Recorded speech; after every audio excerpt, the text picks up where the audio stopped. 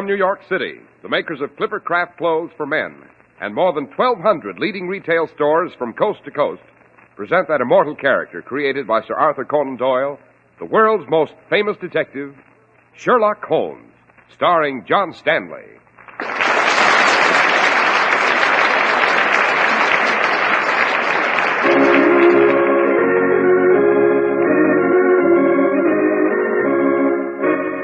This week's story, The Adventure of the Discordant Bells.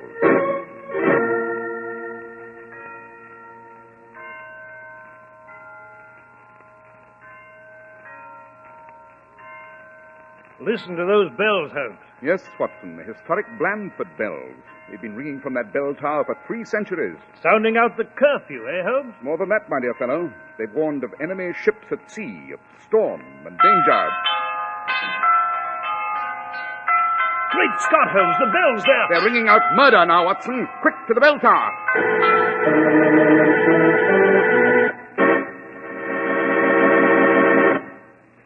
Well, Dr. Watson, working late at your memoirs tonight, I see. Yes, Mr. Harris, and on a particularly fascinating adventure, if I may say so.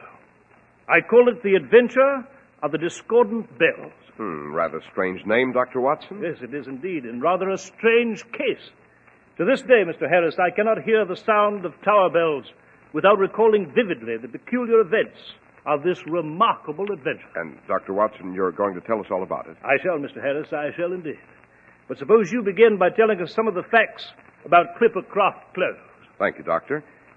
You really ought to include America when you count your blessings on Thanksgiving Day, because America has made it so easy for you to afford the good things in life.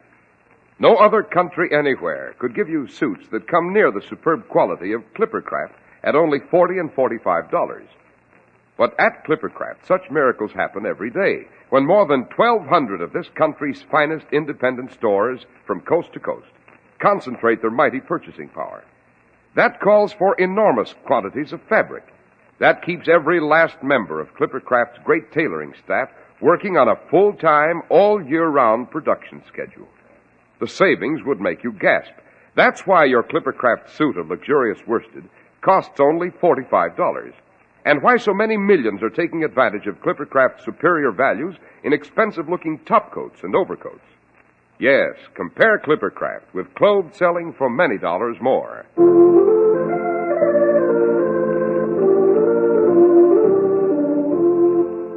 And now, Dr. Watson, you were going to tell us of the adventure of the Discordant Bells.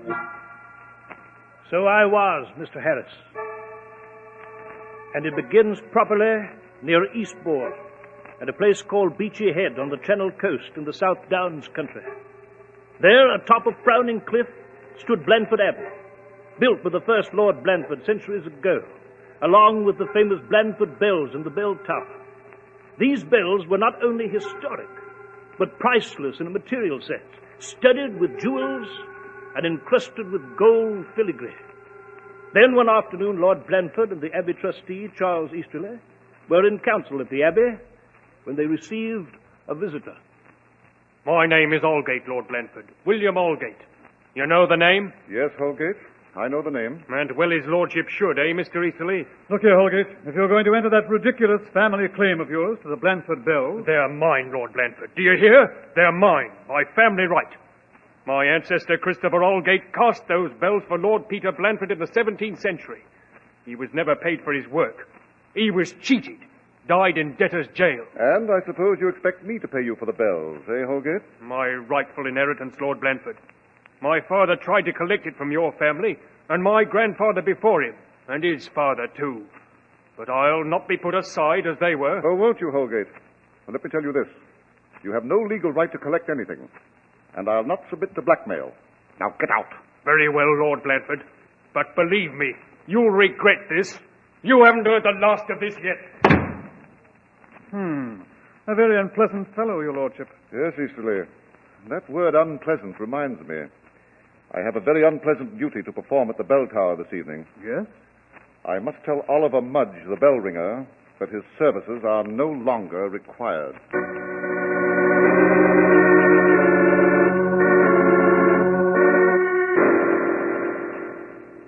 But why?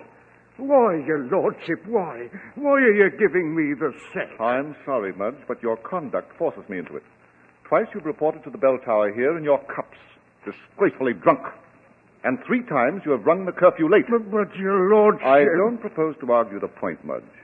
Tonight you ring the bells for the last time. No, Lord Blandford, you'll not separate me from my beautiful children up there in the belfry. From father to son, my family has rung those bells ever since they was hung in the belfry. You can't give me the sack, you can't. I can and I will, Mudge. I've already engaged a new bell ringer, Alfred Riggs. He'll be here tomorrow to take your place. No, lordship, you lordship, no, please.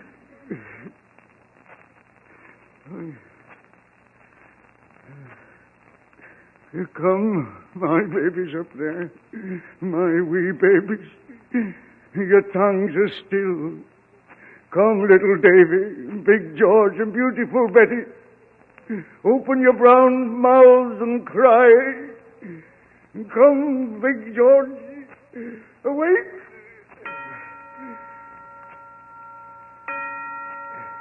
Weep, my winsome Betty, weep, girl. Weep bitter tears, for this is our time of parting. Come, little Davy. And now, all of you, cry, cry.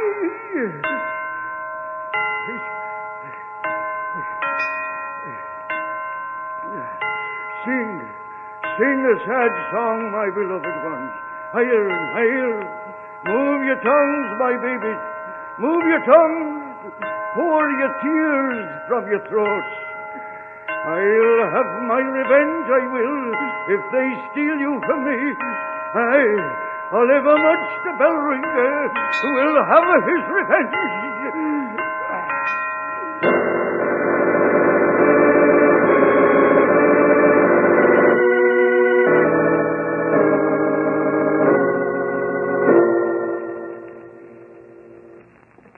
Well, now, my bronze beauties up there, you've got a new master now.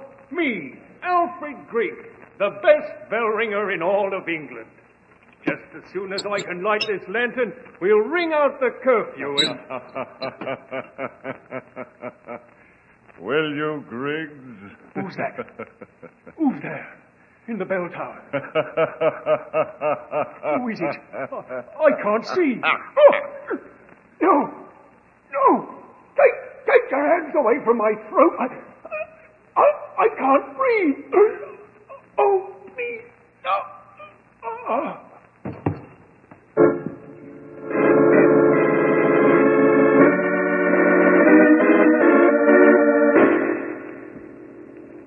Well, Mr. Holmes, Dr. Watson, I've given you what facts I possess.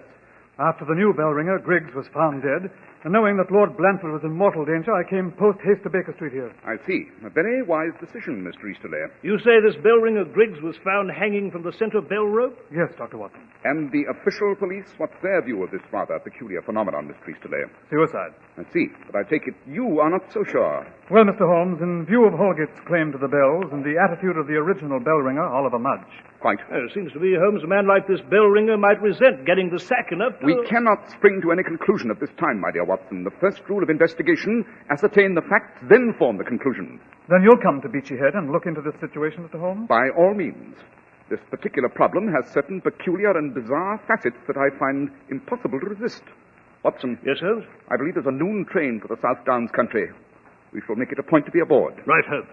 You will accompany us, Mr. Easterley? No, Mr. Holmes. I have some rather urgent business here in London that will keep me overnight. As you wish, Mr. Easterley. We shall meet you at Beachy Head tomorrow.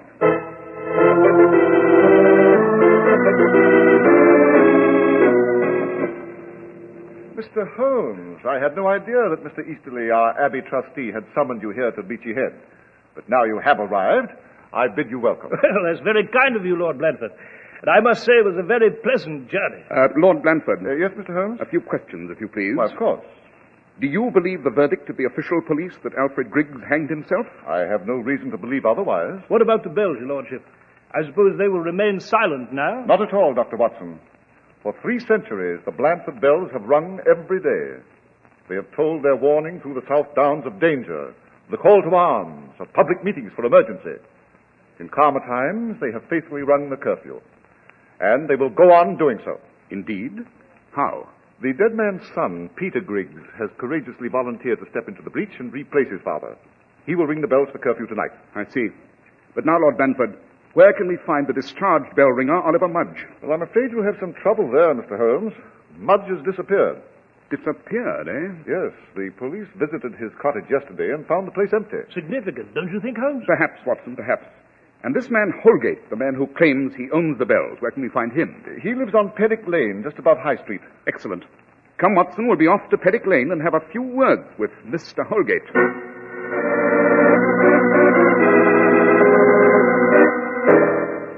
Holgate, I take it you knew the original bell ringer, Oliver Mudge? I knew him, Mr. Holmes. Perhaps you could tell us where we might locate him. I don't know that, Dr. Watson.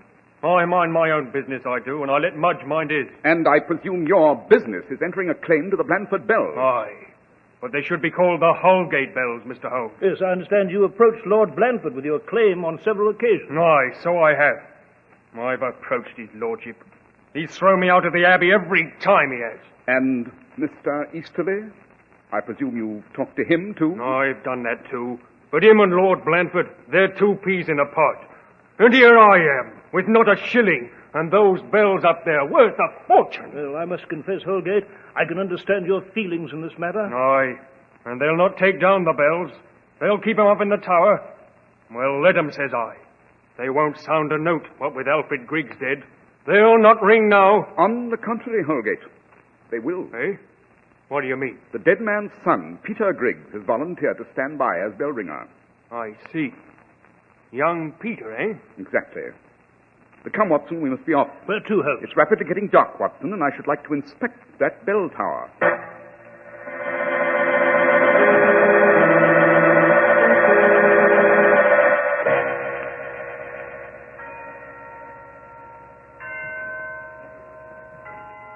Holmes, Yes, Watson.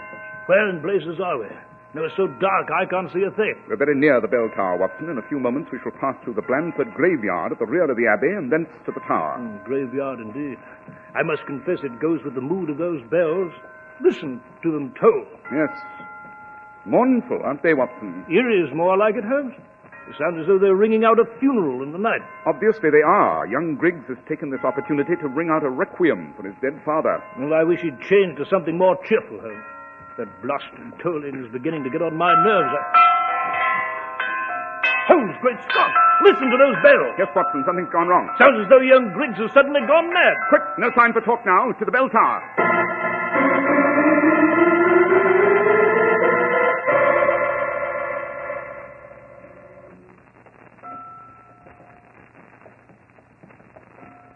Here, Watson. Through this door. It's the only way to get into the bell tower. Yes, right, Holmes.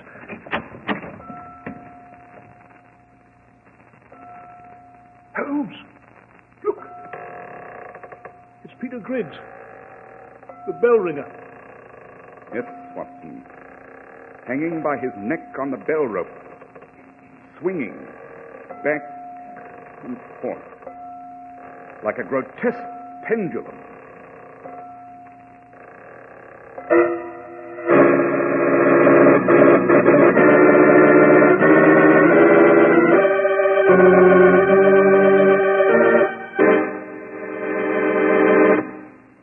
When you stop to think of it, you have a lot to be grateful for here in America, especially the brilliant American ideas that are dreamed up just to give your hard-earned dollars greater value.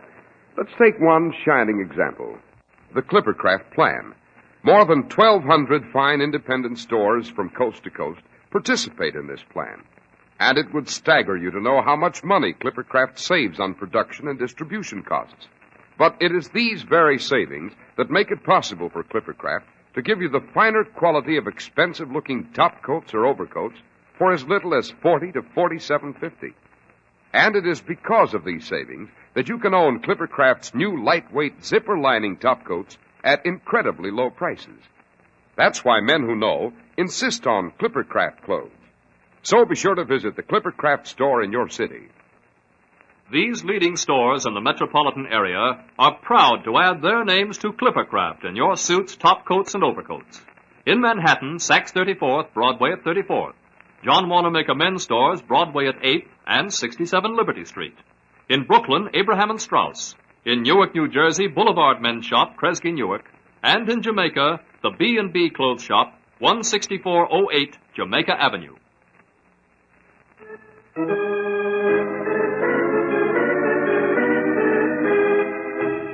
And now, let's return to our story, Dr. Watson. Well, Mr. Harris, Holmes and I stood there for a moment, spellbound in horror, watching the limp figure hanging by the neck sway back and forth, in a wide arc in the bell tower, for all the world like a gruesome human pigeon. We'd seen no one enter or leave the bell tower. Then, while I held the bell ringer's lantern high, Holmes seized young Griggs's body and gently brought it to a stop. Then he pointed out, Watson, this door is the only entrance or exit to the bell tower. Yet this bell ringer was strangled and hung upon that rope not 1 minute ago. Holmes, you mean... I mean that the murderer may still be in this bell tower. What? Watson, you have your service revolver with you? Yes, I took it along, Holmes, but... Give it to me. But why? Quick, Watson, your revolver. Holmes, what are you going to do? Hold that bell ringer's lantern high, Watson. I intend to climb that ladder and have a look into the belfry.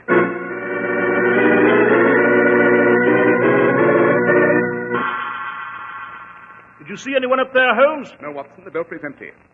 Holmes, perhaps it was suicide after all. Rubbish. We found the corpse swinging back and forth on a wide arc, did we not? Oh, yes, Then we may make an elementary deduction.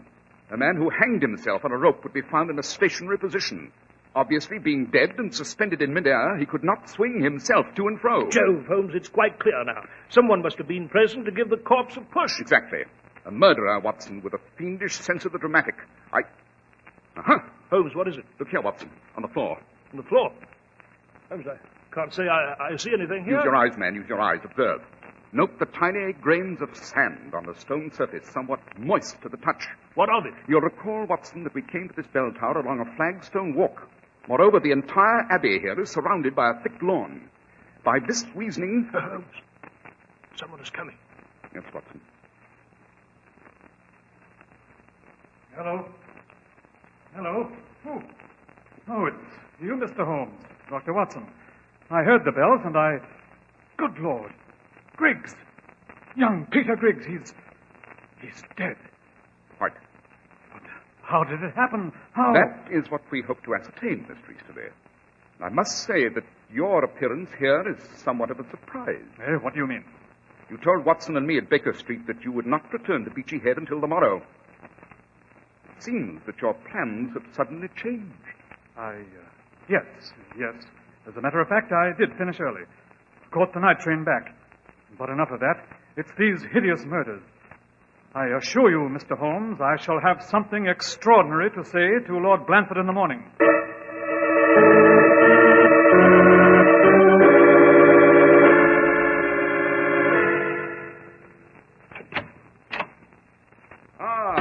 Up that last, Watson? Oh, good morning, Holmes. You seem to have left the hotel early. I did indeed, Watson, and after reinforcing myself with an excellent breakfast of kippers, scrambled eggs, toast and marmalade and tea, I took the liberty of examining the Abbey premises in broad daylight. And particularly the bell tower, I suppose. On the contrary, Watson, I studiously avoided the bell tower. At the moment, surrounded by a crowd of the morbidly curious, and the local constables hard put to keep the onlookers at their distance. For my part, I found the graveyard adjacent to the tower far more interesting. You did? Why, Holmes? The stones and the main mausoleum itself are built entirely of sandstone and house the last remains of the Blandford family far back into antiquity. After that, I visited the bank and exchanged amenities with several of the local tradesmen. Oh, dash it, Holmes, you sound like a tourist with a Baedeker. After all, we're dealing with murder here, you know. Come in. Mr. Holmes? Dr. Watson? Yes? My name is Whitford, sir. Coachman in the service of Lord Blandford. Well? His Lordship requests your presence at the Abbey, sir, on a matter of urgent importance.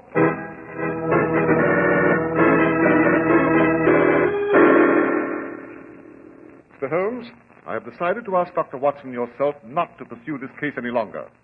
Have you indeed, Lord Blandford? May I ask why? I do this only at the earnest recommendation of Mr. Easterly, the Abbey trustee.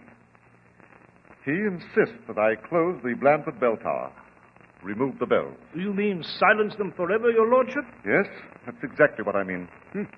Rather sudden decision, I must say. True, Mr. Holmes, true. But these tragedies, they've been too much. We've just been forced to rope off the grounds to keep the morbidly curious at their distance. The bell tower's become a house of murder. Death. What is it, Mr. Holmes? What are you staring at? Watson, allow me the use of your pocket handkerchief. Of course, Holmes. Lord Blandford seems to have a red smudge on his left shoulder. Came off quite easily. Oh, really, Mr. Holmes? Forgive the interruption, your lordship. That smudge was a jarring note in an otherwise fastidious appearance. Pray proceed. You said you were going to... But, great heavens. Holmes, listen.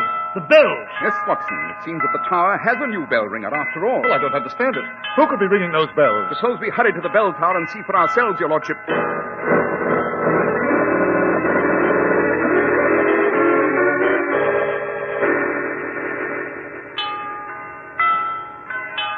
Well, here we are, Holmes. Yes, Watson, we'll be inside the tower in a moment. Well, I don't understand it, Mr. Holmes. I don't understand it. Who could be ringing those bells? We shall see the moment we walk through this door. Whoever it is, it's obviously a professional. Why, it's Mudge. Oliver Mudge. Interesting, Lord Blandford. Steady. The original bell ringer comes back to roost. Mudge! Mudge! Let those bells alone, do you hear? No! No! You'll not drive me away this time, your lordship. You'll not drive me away from my children. I heard you were going to take them down from the tower, but I'll not let you do it. Will I, my children? Mudge, I order you to drop those bell ropes. Oh, my babies! Open your bronze mouths. Ring, sing, cry into the countryside. They'll never take you away from me, will they now?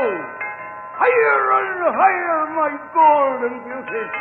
Tell them you'll stay. Tell them you'll never leave this tower. What forgot? Holmes! The center bell! The big one is falling!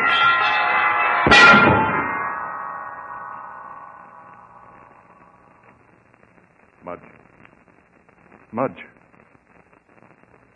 Mr. Holmes, is he... Dead? Yes, your lordship, he is indeed. That heavy bell hurtling downward hit Mudge a solid blow, killed him instantly. Holmes, what the deuce is going on? This is the third time a man has been struck down in this tower. Holmes, where are you going? Up into the belfry, Watson. And this time I hope to find some very pertinent answers to this hideous riddle.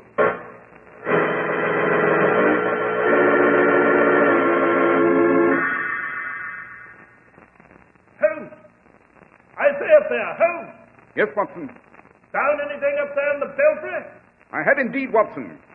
First of all, the fiend responsible for these monstrous crimes used a hacksaw on the metal support of the big center bell. Sawed it almost completely through. Anything else up there, Mr. Holmes? Yes. Yes, indeed, Lord Blandford. What is it? The murderer left his footprints in the dust of the belfry. And in doing so, your lordship, I might add, he left his death warrant. Watson. Yes, Holmes? We'll return to the belfry here tomorrow morning with the proper apparatus to take casts of these footprints. After that, I'm willing to wager that the villain will be apprehended and the case closed.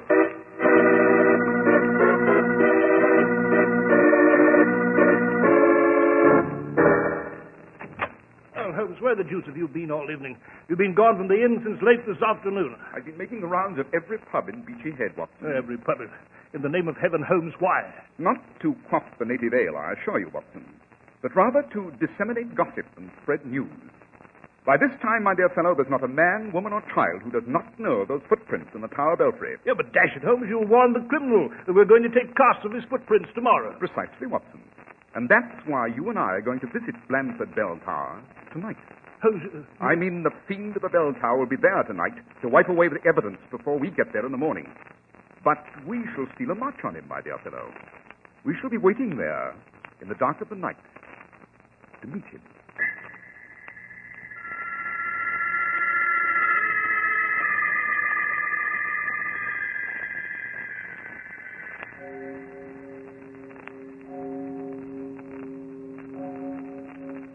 It's 3 o'clock, Holmes. It is indeed, Watson. My friend hasn't appeared as yet. I must say, Holmes, I'm getting deuced tired lying prone on this belfry floor. If you had some idea who this fellow is... I have, Watson. His identity is quite obvious. So, too, is his method of exit and entrance into this tower. And so is his motive for these hideous crimes. Well, then, dash it, Holmes, why don't you tell me? Watson, quiet. Holmes. Our friend has arrived, Watson. You have your revolver ready? Yes, Holmes, I have. He'll be climbing the ladder up here to the belfry in a moment. Here he comes up the ladder. Yes, Watson. Shrink back against the wall. Yes.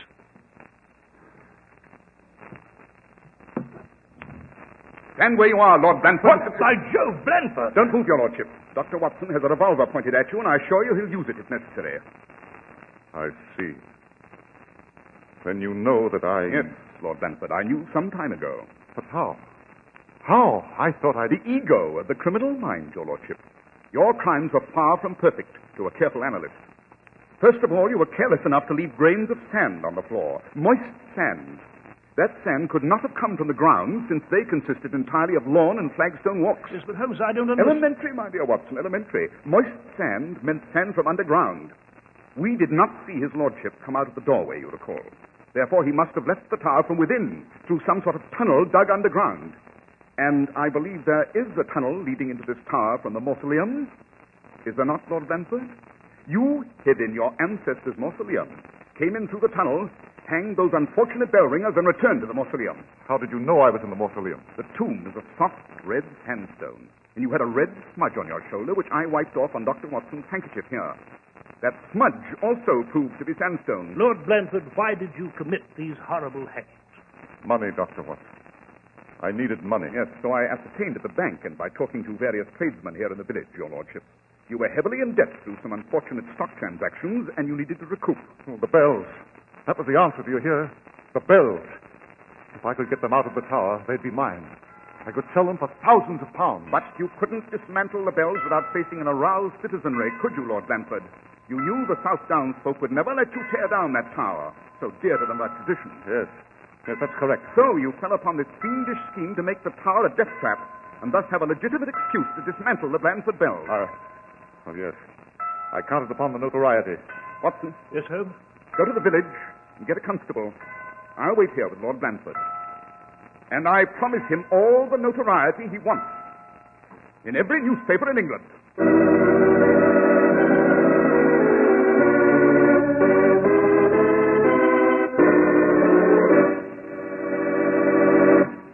Well, Dr. Watson, that certainly was an exciting adventure. Yes, Mr. Harris. I might add here that Holmes was true to his promise. Lord Blanford's photograph appeared in every newspaper in Britain, and he was speedily sentenced and sent to the gallows. And the Blanford bells, Doctor? As far as I know, Mr. Harris, they are still ringing out the curfew at Beachy Head to this very day. I see. Well, what about next week's adventure, Dr. Watson?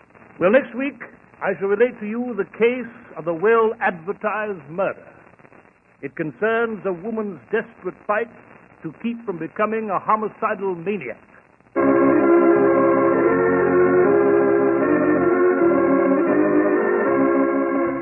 The makers of Clippercraft clothes and more than 1,200 stores from coast to coast have brought you another in the new series of broadcasts featuring the world's most famous detective, Sherlock Holmes.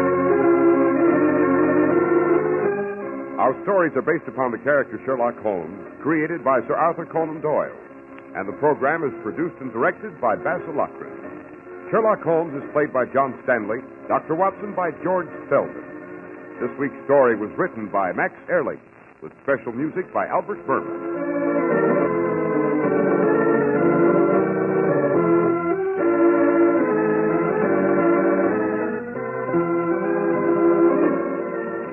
If you don't know your Clippercraft dealer, write Clippercraft, 200 Fifth Avenue, New York City.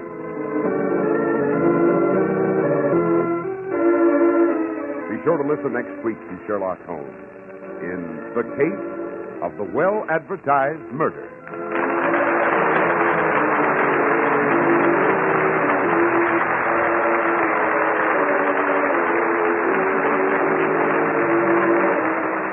Cy Harris speaking for Clippercraft Clothes. This is the Mutual Broadcasting System. Stay with us for Behind the Front Page with Gabriel Heater, which follows in a moment.